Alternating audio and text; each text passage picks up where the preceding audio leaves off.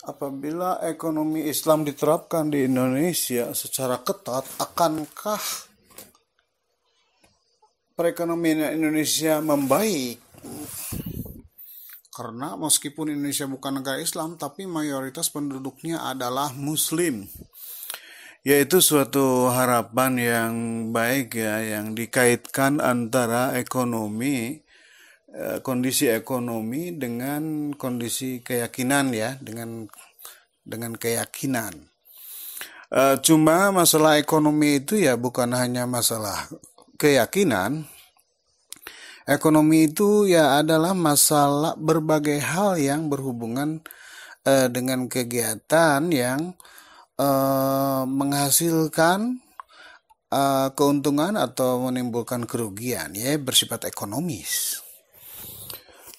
Sehingga ini berdasarkan pada banyak hal, misalkan sumber daya alam, apakah kaya atau tidak, kan itu nanti ekonomi membaik kan.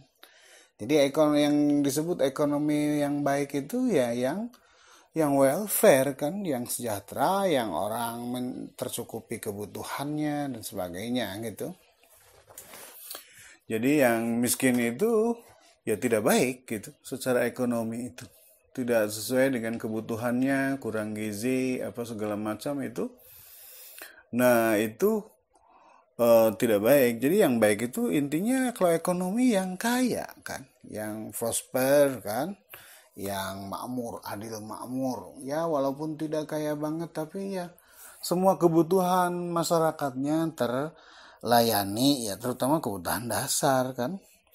Gitu sehingga tidak ada yang kelaparan dan sebagainya gitu.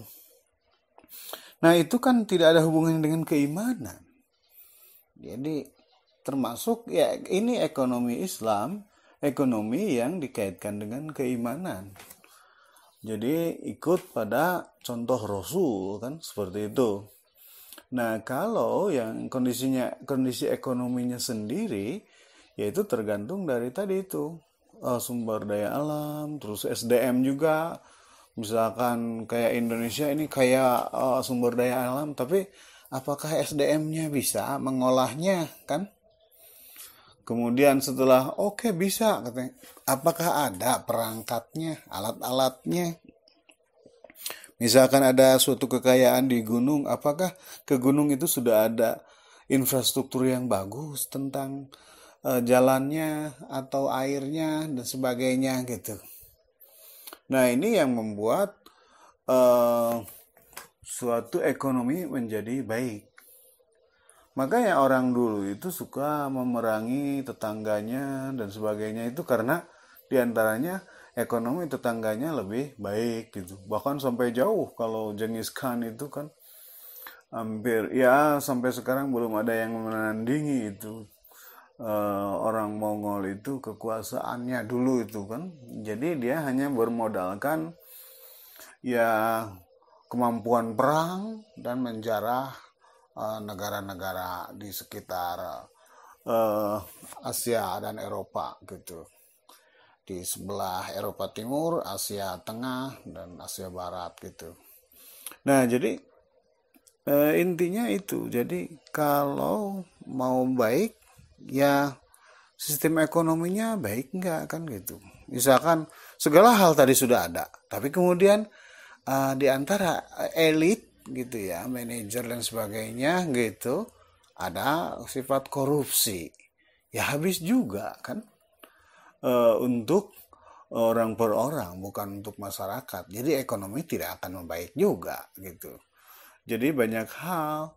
Jadi bukan hanya pada ekonomi Islam saja, tapi apakah semua itu ya sesuai dengan eh, persyaratan-persyaratan yang bersifat alamiah, ya kan, alamiah, adil, fairness dan sebagainya.